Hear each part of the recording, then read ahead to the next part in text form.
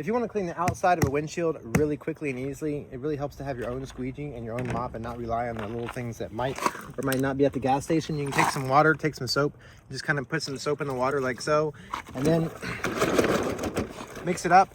And then one of the things about cleaning glass is you might want to just come back and hit it again. So right here, there's a spot that's kind of stuck on there, but it's giving time to soak. So you can get the whole windshield wet with soap and then go back over and scrub it again.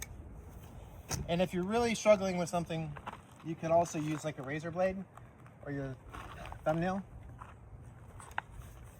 Once you have the entire windshield soapy, you can take a rag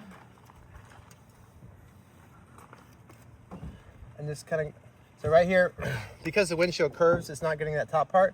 So I'm gonna have to hold this off a little bit, but basically use the squeegee.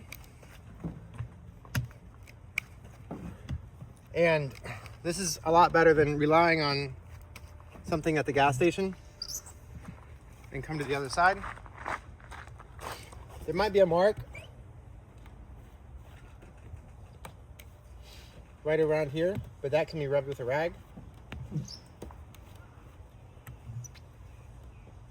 And then you take a rag, just wipe right here where you did that, and then there's a little bit of water up here.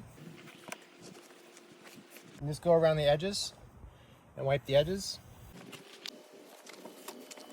And if you have spots that are really hard to get off, like spots that are stuck, you can go back and keep mopping, or you take the rag and just kind of scrub at it. And it could also be scraped with a razor blade once it has soapy water on it. So if you see like a bug spot that just simply won't come off, you may just want to get it soapy again and then scrub at it. And then take a razor blade and just touch it up. Thanks so much.